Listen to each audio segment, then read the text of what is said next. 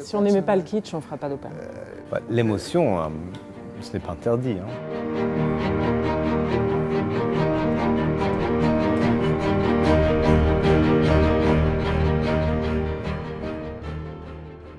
La jeunesse de ce projet, c'est presque un désir partagé.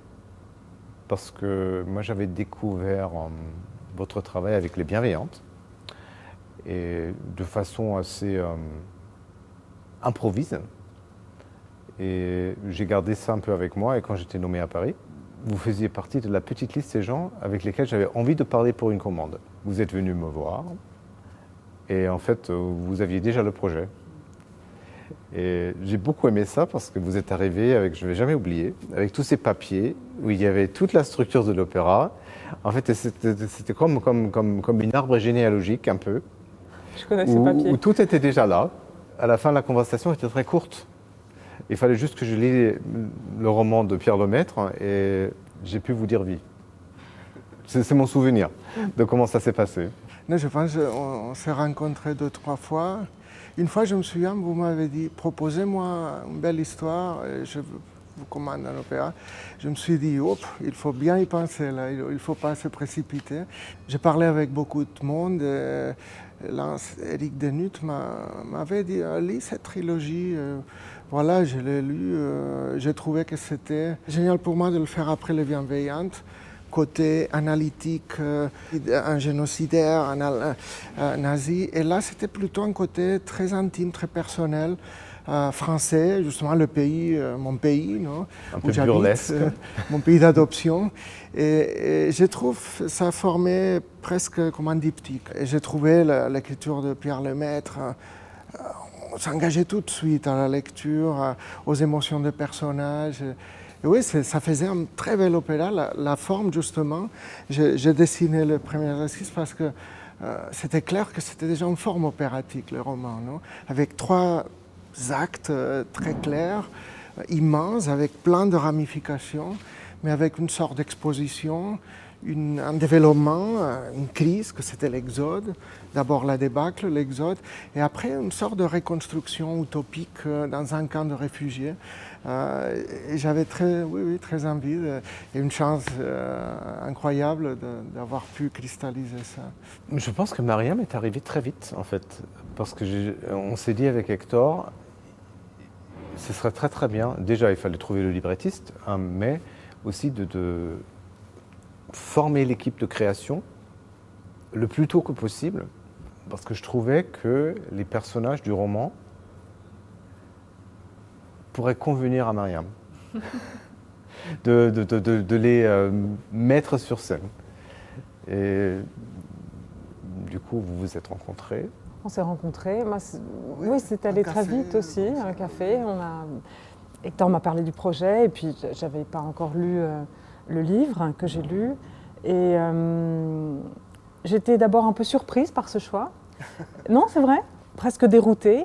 Et puis j'ai assez vite compris en fait la logique d'Hector, indépendamment même de ce que tu dis sur le diptyque que ça forme avec Les Bienveillantes. Pour moi, ce qui est merveilleux dans ce projet, c'est qu'on prend un roman qui est un vrai roman, qui est dans la tradition du grand roman populaire du 19e, et je le dis comme quelque chose de noble. Je veux dire, toute la grande littérature du 19e, c'est ça, grande fresque, grande saga, et on renoue avec cette forme opératique qui s'inspire de cet esprit-là.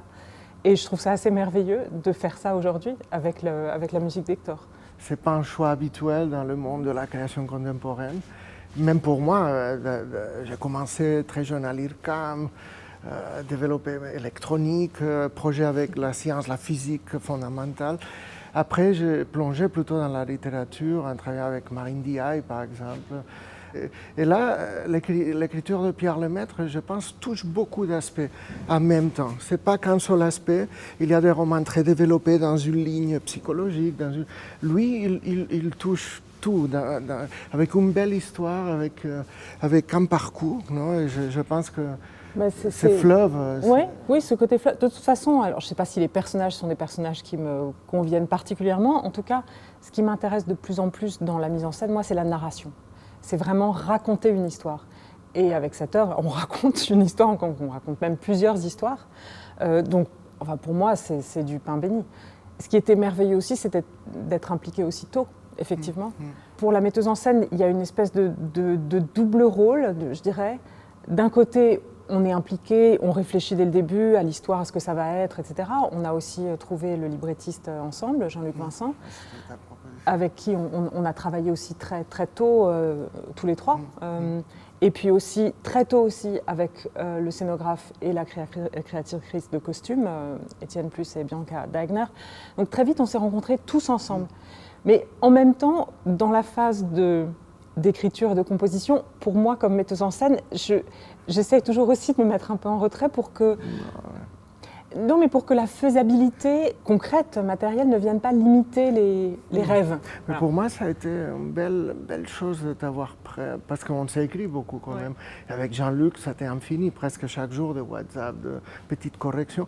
Mais j'ai pensé à l'idée du miroir. Non, on va en parler aussi mais dans l'opéra. Mais pour moi, tu as été une sorte aussi de miroir, un dialogue constant sur la forme, parce que c'était pas évident pour moi non plus comment aborder d'une façon lyrique, avec mon style, avec ma façon de faire opéra, ces sujets non plus, ces livrets, cette histoire.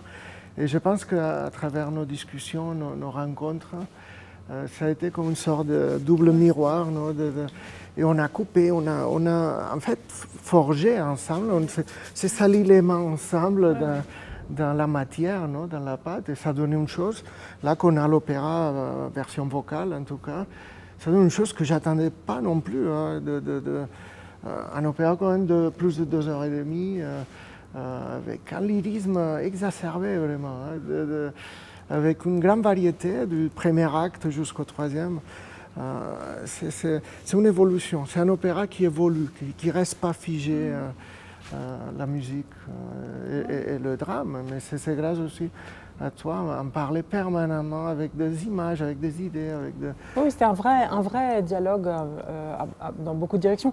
Et c'est très exaltant. Moi, je n'ai pas du tout l'habitude de ça. J'ai l'habitude de travailler avec des librettistes et des compositeurs morts dont j'essaye de déchiffrer les intentions. Oui, du matériel qui existe, qui a déjà été fait. Et le fait d'être là dans le processus de création, je trouve, nous inscrit vraiment dans l'histoire de l'opéra, dans l'histoire mais même de ce lieu, enfin de cette institution. Tous ces opéras qui ont été créés, dont on connaît la genèse, on connaît les correspondances entre les compositeurs, les librettistes, etc. Et pour nous, maintenant, c'est des choses figées dont on connaît le résultat, mais on pense rarement au processus. Et là, on a vécu ce processus. Même tu as aidé au processus parce que parfois, tu nous as laissé ta propre maison au librettiste Jean-Luc Vincent et à moi pour travailler parce que nos maisons étaient occupées, on avait d'autres choses. Et là, on avait besoin de 8 heures, hein, vraiment, de travail. Et voilà, c'est quand même un fait. Ça se forge. Ces rencontres étaient merveilleuses. Et en même temps, pour moi, voilà, c'était presque un peu schizophrène parfois, parce que j'essayais d'oublier le fait qu'après, j'allais devoir quand même gérer tout ça et penser à comment on allait mettre ça en image. C'est-à-dire qu'il y a des scènes qui sont quand même... On parle quand même d'un roman au départ où il y a la guerre, des batailles, l'exode, des gens sur la route avec des voitures, enfin, je veux dire, un camp de réfugiés. Oui. C'est complexe. Et parfois, les bombardements.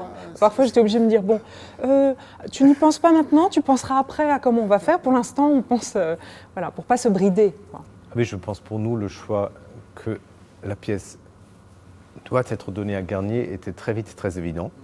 Parce qu'il y a une histoire qui lie le roman, l'opéra et le bâtiment, puisque l'occupation allemande, c'est une des périodes iconiques dans l'histoire de ce bâtiment. Du coup, c'était assez naturel que ce soit présenté ici. Oui, même s'il n'y a pas de scène de l'opéra, du livret directement lié à l'institution, étrangement, je pense que c'était inconscient, c'était pas conscient, mais enfin, je ne peux pas révéler, mais on a finalement impliqué le bâtiment, le lieu, dans l'histoire, à un moment de... Il faut dire que le contexte historique est crucial et critique dans l'histoire. C'est une histoire personnelle, intime, mais le cadre est critique, c'est-à-dire, je trouve dans la création opératique actuelle, après plusieurs étapes au XXe siècle, deuxième moitié du XXe, mais au XXIe siècle, je pense qu'on se rapproche à nouveau d'un certain réalisme, pas au style néoréalisme italien, non, mais quand même, on est conscient de qu'il faut faire résonner ce qu'on crée actuellement avec l'histoire, avec ce qui a été créé, d'une façon peut-être plus travaillée, je sais pas esthétique, mais en tout cas on pourrait dire lyrique. Non? De cette façon, le bâtiment, le lieu, l'histoire, on a inspiré énormément, même l'opéra, la chair de l'opéra, c'est-à-dire la musique même, l'harmonie, les timbres, les couleurs, les voix, sont issus de la chair sonore française des années 30, 40. Et il y a là aussi, je pense, un devoir de mémoire, parce que très bientôt, il n'y aura plus de personnes qui ont vécu cette époque, qui sont encore vivantes. Et du coup, je trouve que c'est très, très, très important de préserver la mémoire, parce que l'humanité oublie tellement vite. Oui, après je pense que dans le roman de Pierre Lemaitre, il y a un réel souci assez manifeste vers la fin du roman, de faire résonner l'époque dont il parle avec l'époque actuelle, de façon inattendue. C'est pas forcément là où on l'attend, où on attend les parallèles et les rapprochements, pas tout à fait. Pierre Lemaitre a écrit ce roman, je pense, vraiment en résonance à la crise des réfugiés, ce qu'on a commencé à appeler au moment où il a écrit La crise des réfugiés. Et il parle dans ce roman de réfugiés. C'est vrai que quand on parle de la Deuxième Guerre mondiale, on pense un peu à une période ultérieure, on pense à l'occupation, à la collaboration, voilà, à l'Holocauste, etc. Alors qu'ici, on se situe tout au début de la guerre, enfin, début et la fin en France, puisque c'est, comme tu disais, voilà, la fin de la drôle de guerre, la débâcle, l'exode, puis le tout début de la période après l'armistice.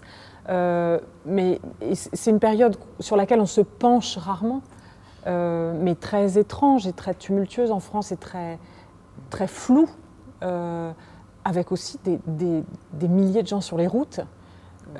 Des réfugiés, 8 millions, ce qu'on appelle aujourd'hui des réfugiés. Jusqu'à 8 millions, avec des Belges aussi. Mais c'est justement la période où l'État s'effondre, la République s'effondre. Et il crée l'État français avec Pétain. Mais cet effondrement républicain, je pense quand même, on peut pas. Je n'ai parlé à des historiens amis aussi. L'histoire ne se répète jamais, non? Mais vous savez mieux que personne.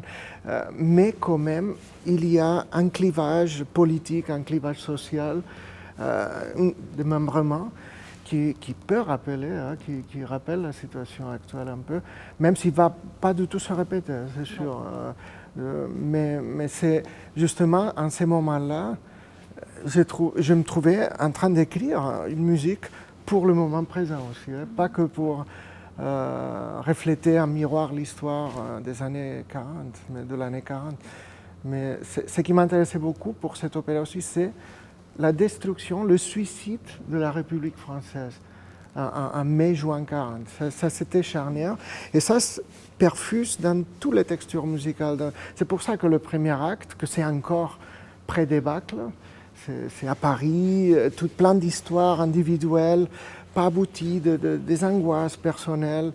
Tout ça est incarné à travers une quarantaine de mélodies et de chansons réalistes. Peut-être Fréhel, c'est la chanteuse que finalement j'aimais le plus et ça m'a le plus touché. On pourrait même faire un opéra sur elle. Fréhel, c'est un personnage incroyable. Et voilà, toute seule, c'est la chanson toute seule, Louise, même chanter le nom de Louise dans cette chanson. Voilà, la chair de l'opéra commence à être ça. Il y a aussi des opéras de fin 19e, début 20e très importants par rapport à Garnier, comme Thaïs par exemple, mais aussi par rapport à la société française. Et même Louis, sans doute, de Charpentier, que c'est même opéra comique, mais notre protagoniste s'appelle Louise, non? Et Montmartraise, elle est Montmartraise aussi. Mais les deux Louises sont Montmartraises, populaires, voilà, cet aspect-là est crucial. Mais après, au deuxième acte, avec l'Exode, tout se défait. Et là, les personnages émergent presque d'une façon verticale, avec son lyrisme dépouillé et avec les angoisses orchestrales dans un terrain méconnu, la route. Non? Et le troisième acte, c'est une sorte de reconstitution d'une société, d'une nouvelle société, où c'est à nouveau l'empathie, la solidarité qui gouverne après le début qui n'était pas du tout dans ces contextes-là. C'est une reconstruction d'une société, mais très provisoire. Il y a après le personnage de Désiré Migaud, non? Qui est comme une sorte de catalyseur, observateur très étrange, qui fait pivoter en fait tout l'opéra aussi à travers lui. Non? Mais c'est ça qui est intéressant dans cet opéra, c'est qu'on parle beaucoup de contexte historique, d'écho politique, etc. Mais c'est un opéra dont le propos passe avant tout par les destins individuels qui s'entrecroisent. C'est une vraie œuvre chorale avec des vrais personnages. Enfin voilà, moi c'est ça qui m'attire, c'est qu'on a vraiment de la matière humaine avec des personnages qu'on peut vraiment creuser, en tout cas pour moi. Et justement, pour un compositeur, en tout cas pour moi, le désir maximal au début d'écrire un opéra, c'est pouvoir développer une voix intérieure jusqu'à la limite, avoir un grand personnage. Pour chaque projet, c'est le souhait maximal qu'on peut avoir. Pour développer justement une écriture lyrique toujours différente, toujours riche et qui te fait résonner toi-même, parce que quand tu écris, ce n'est pas une représentation, c'est toi-même qui résonne aussi avec ces personnages. Non? J'arrive même à pleurer, je ne sais pas, ça peut sonner kitsch, hein, mais j'arrive à me déchirer souvent. Si on n'aimait pas le kitsch, on ne ferait pas d'opéra. Oui, non, mais... L'émotion, ce n'est pas interdit. Hein. Non, ce n'est pas interdit l'émotion. Et tant mieux, je pense même esthétiquement, il y avait un moment dans l'histoire de l'opéra du XXe siècle où ce genre d'émotion dont on parle aujourd'hui, c'était un peu interdit, quand même. Où la narration, on en a parlé, des structures narratives, je ne parle même pas d'accessibilité, parce que je ne sais pas trop ce que ça veut dire, mais juste le désir de raconter une histoire, plutôt que de présenter une déconstruction, ou quelque chose qui est tellement intellectuel que... En fait, il faut être préparé pour comprendre. Et moi, je me refuse depuis toujours que la préparation au spectacle est quelque chose de nécessaire pour comprendre.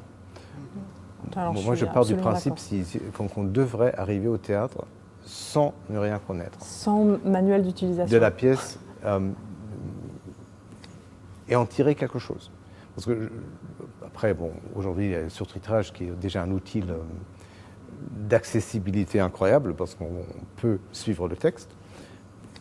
Après, je trouve notre devoir en tant que producteur, créateur, c'est de laisser une toute petite porte d'entrée dans ce que nous faisons. Et après, on ne peut pas forcer le public d'entrer, hein, collectivement et individuellement. Mais il faut qu'il y ait cette porte qui invite les gens à entrer et après, en toute liberté, de se promener dans l'œuvre ou dans la mise en scène, ou voilà. C'est une phase esthétique de l'histoire de l'art. C'est pas un dogme. Je veux dire, c'est pas une valeur en soi. Je pense pas que. Non, c'est une réflexion qui mérite d'être considérée, mais quand ça devient un dogme, ça devient un problème. Exactement. Je pense que c'est un moment nécessaire, mais ça ne peut pas devenir un dogme. Et c'est quelque chose qui nous a libérés nous aussi. Historiquement, a été nécessaire. Bien sûr, justement, mais dont on se sert encore, nous. d'Europe. Oui, bien sûr. Il n'y a pas de création sans le contexte. Oui, sociétal et historique. Il n'y aurait pas eu, je veux dire, Beethoven sans Napoléon. Et il y aurait eu autre chose. Il n'y aurait pas eu certaines pièces. Ou même le contexte de la Révolution française sur la musique, évidemment. Et dans le cas de notre période de cet opéra, quand Adorno disait après la guerre qu'on ne pouvait plus écrire de la musique tonale après l'Holocauste. Et il avait sans doute raison à l'époque. C'est une réaction directe un ressenti très direct à ce qui s'était passé, de dire ce n'est plus possible, la beauté, il faut la penser différemment. Après, encore une fois, quand ça devient un dogme, ça devient un problème. Mais quand on peut dire ça en 47, en 48, c'est évident. Après, la question c'est comment on évolue de là, justement pour préserver la mémoire, avec d'autres formes d'expression. Parce que nous trois, en fait, on n'est plus des contemporains de cette époque. Non, pas du tout. Et ce qui était vrai dans un contexte ne l'est plus forcément aujourd'hui. Et il n'y a pas de lien intrinsèque entre le fait de raconter une histoire et l'absence de réflexion, par exemple. On peut tout à fait, moi je défends l'idée qu'on peut raconter une histoire. Tu parlais de réalisme, je ne sais pas si c'est une question de réalisme, mais disons de fil narratif ou de... Enfin, voilà, une nouvelle approche au réel, en tout cas. C'est pas incompatible avec l'intelligence, à mon avis, ou avec une exigence intellectuelle. Par rapport à ce que dit Alexandre, je trouve que c'est essentiel pour nous tous, les artistes que nous sommes nés aux années 70, 60, même 80, le rapport encore à cette grande crise de la Deuxième Guerre mondiale. En poésie, je pense toujours, et toute ma musique, on peut dire qu'elle est née d'un idéal de poésie comme Paul Celan, par exemple. C'est l'art on peut dire, les plus abstraits, mais les plus beaux. Il reconstruit complètement la langue allemande. Il fait une nouvelle chose, et au nord du futur, comme il disait. D'un certain côté, antithétique à de regards vers l'arrière. Mais aujourd'hui, on a vécu d'autres choses, et je pense qu'il ne faut justement pas se nier des aspects même de la physiologie humaine, de la vocalité humaine, que expriment des choses impossibles à exprimer avec une négation complète par exemple, de la vibration maximale de cordes vocales, de la technique opératique, par exemple. C'est pour ça que j'ai grandi en étudiant les opéras de Salvatore Ciarrino, par exemple. Mais voilà, mais mon approche est déjà différente. Je sens... Et je pense que c'est important pour n'importe quel créateur de se sentir libre de s'exprimer et pas contraint de s'exprimer. Bon, les contraintes, c'est nous-mêmes qui nous le mettons. Oui, on a déjà assez comme ça. Il y a toujours des contraintes énormes, mais je pense aussi par rapport à cette époque de l'histoire, évidemment, il faut préserver les témoignages. Mais d'une certaine façon, le témoin qui a vécu n'est pas toujours le meilleur témoin. Et même pour les historiens de traiter ce genre de sujet, quand ils sont témoins, c'est compliqué. Et avec un peu plus de recul, le regard change. On a le cas de Marc Bloch, par exemple, c'est le grand témoin classique d'historien. Ça commence avec les premiers historiens grecs qui rencontraient les campagnes perses et autres. C'est pas vraiment l'objectivité qui les caractérise. ou puisque nous sommes en France, Jules César qui écrit sa guerre en Gaule. Oui. C'est une pièce maîtresse de propagande. Oui, c'est pas vraiment un écrit historique. Non, mais là, c'est vrai qu'on met le doigt sur le moment le plus critique de l'histoire, même européenne, au XXe siècle. C'est-à-dire, c'est le moment où tout s'effondre, en fait, où les gens laissent de croire. Parce que, comme le dit beaucoup de monde, beaucoup d'historiens, tout c'est basé sur des croyances, toute la culture humaine. L'État n'existe pas parce que c'est une réalité. L'État est une réalité parce qu'on y croit. Et ces moments-là, et l'opéra le reflète très bien, le livret de Jean-Luc aussi, le roman de Pierre Lemaître. C'est un moment où toute la population laisse d'y croire. Il abandonne parce qu'il voit qu'il ne le protège pas, cet État ne le protège plus, cet État le ment. Désiré Migaud, il joue un rôle très actif dans... ces personnages qui se déguisent dans tout, qui est une sorte de caméléon. Et voilà, tout ça s'incarne aussi en musique, et va s'incarner en scène. Je pense que ça, c'est l'un des miroirs les plus crus qu'on peut projeter actuellement. Un moment où beaucoup de monde aussi laisse de croire, en tout cas, des institutions collectives cruciales pour maintenir une certaine cohésion. Et là, c'est un moment très intéressant du point de vue d'un historien, mais aussi un artiste.